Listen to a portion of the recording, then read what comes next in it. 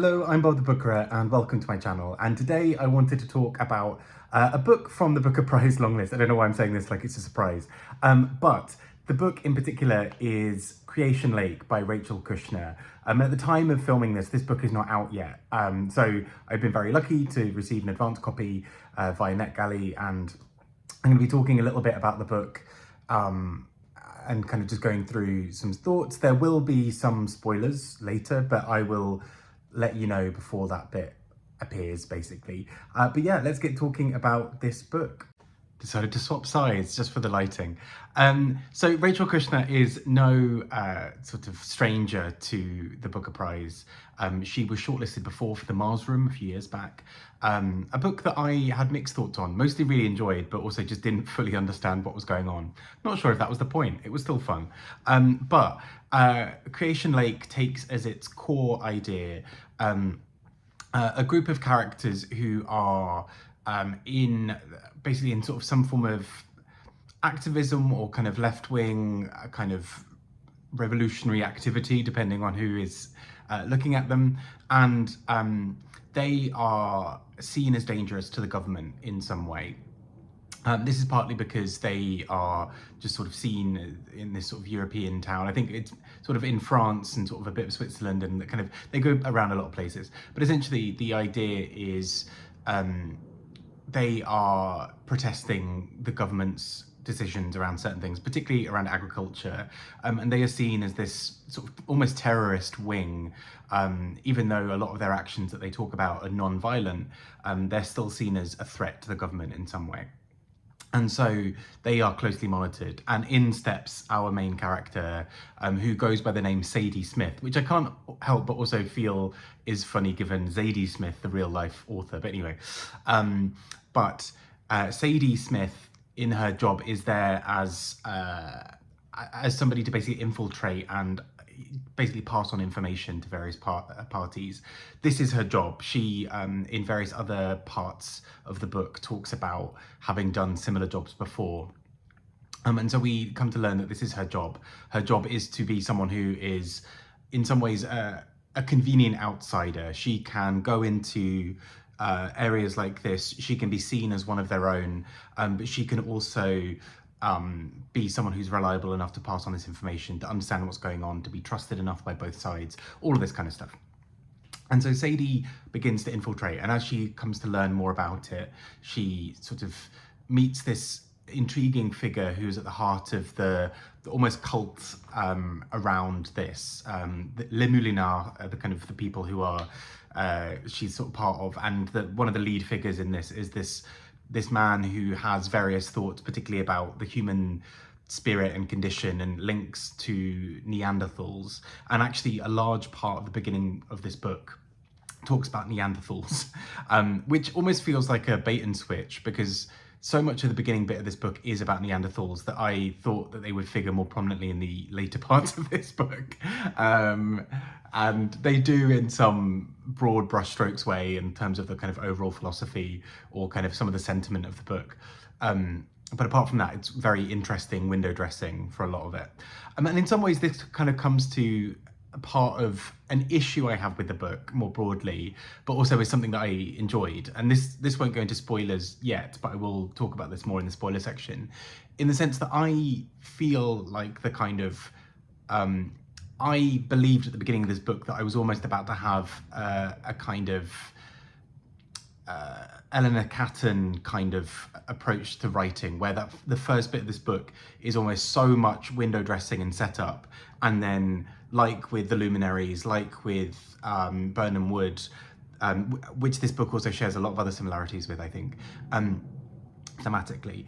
I thought we were going to almost watch this sort of everything falling down from it, and to some degree we do, but I would argue that Eleanor Catton is more successful at them, but that's for a later part of this conversation. However, the core idea then that we're following is watching Sadie as she begins to infiltrate this more and more. And I think overall I really enjoyed this part of the book. I think this is it's kind of interesting at first to sort of wonder how it is that she's trusted, how it is that she's able to keep on top of some of her lies, and various other things that come into this. But equally, there are these other ways where she forms relationships and is part of things in a broader way than you'd necessarily expect.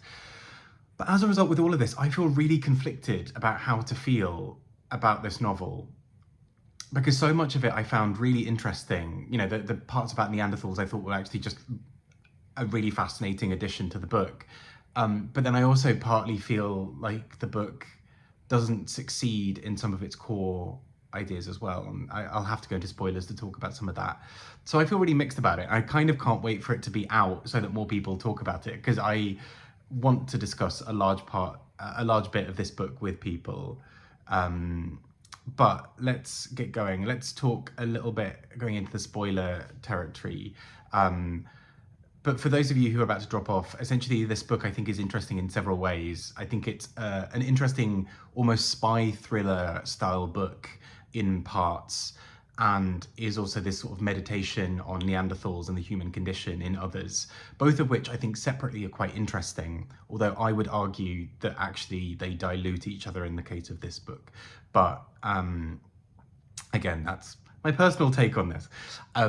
But I also, in some ways, wouldn't be surprised to see a book like this make the shortlist, because I think there's a reread potential in it, in the sense that it being a more thrillery book in parts means that the end part of this book will change how you see the beginning part of this book. And sometimes books like that on a reread can be highly successful. So in some ways, I wouldn't be surprised.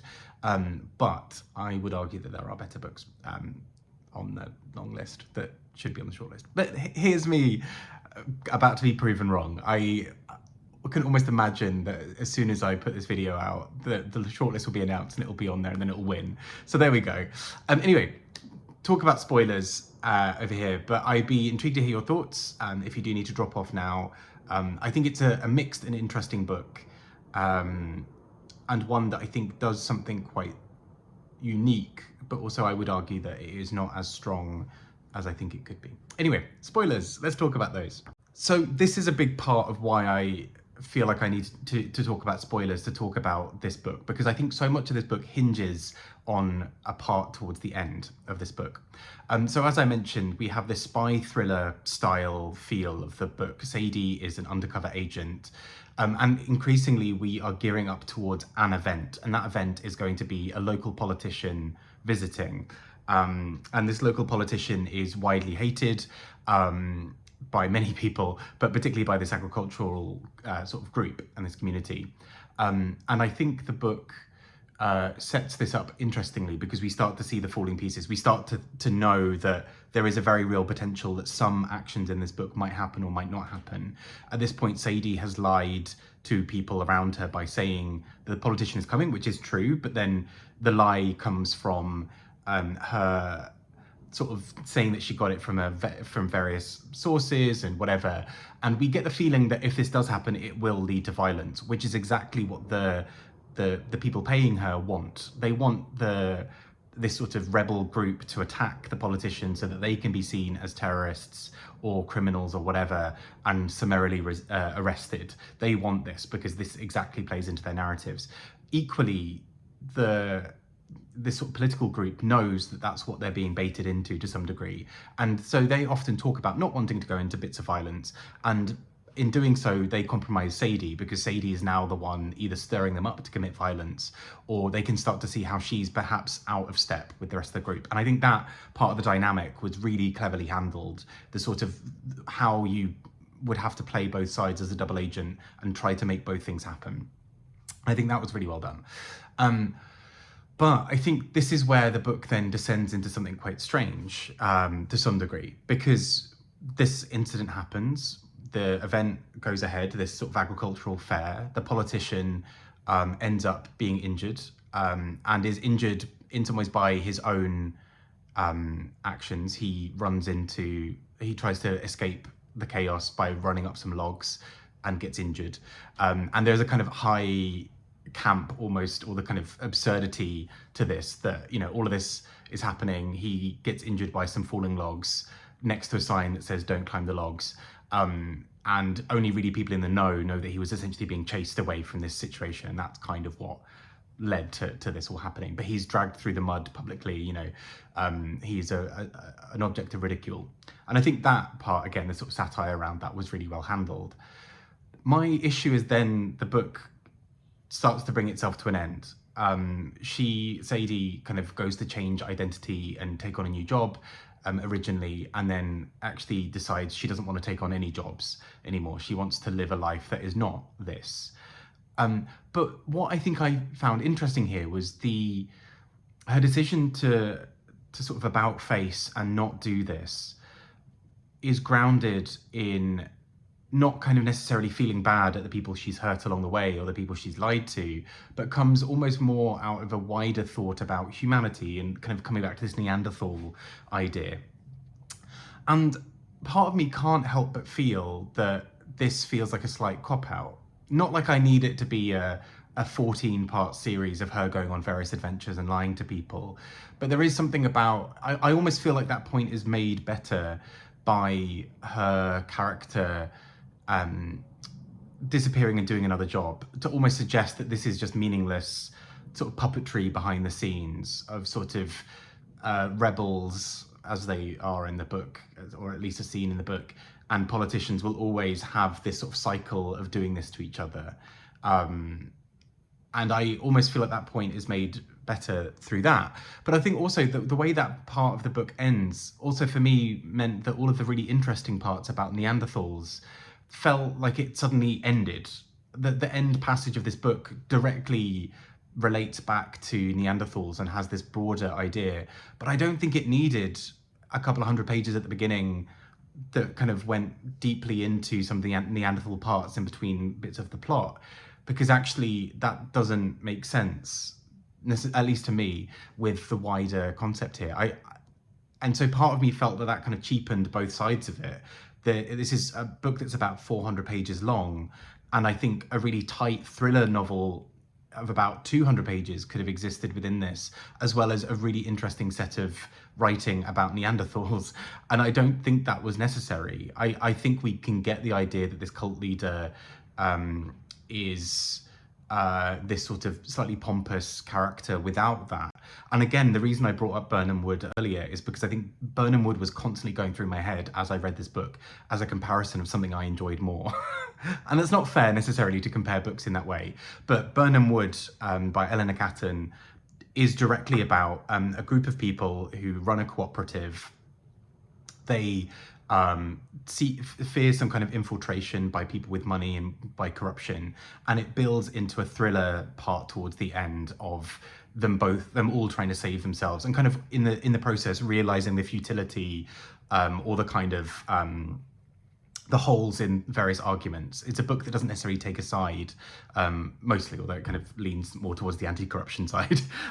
But it's a book that sort of pokes holes in both parts of that. And I felt like that achieved the goal of talking about those parts interestingly and engaging with ideas around corruption really engagingly, whilst also being a really fun thriller. Whereas for me, Creation Lake suddenly dials back the action very quickly, ends on this sort of slightly damp squib note for me, and then the book is over, and suddenly we're meant to kind of wonder, is this deep and meaningful and engaging with this idea of Neanderthals? Is this all meaningless and pointless? Is life meaningless and pointless? And I don't know, that felt like a slightly underwhelming sort of end for me. I don't know if I'm being necessarily too harsh here, but it's something that struck me as being a bit odd, that it kind of felt like it had these two parts that it was trying to meld together, and occasionally those two parts work together for me. And then towards the end of the book, it felt like it kind of gave up on both parts. And that's the part that doesn't really sit with me particularly well. And that's what I'm finding really hard to review about this book, because I really enjoyed it as a book to just read. I thought it was fun, it was engaging, it was silly and funny, it had interesting things, but I feel like the core concept of what it's going for isn't necessarily successful. And so that's what I'm finding difficult to square here. The enjoyment, yes, kind of ideas that it's going for, I don't think it hits those particularly well. I'm really hoping that somebody out there has read it, engaged with those ideas, and can tell me how wrong I am. I am fully up for hearing that.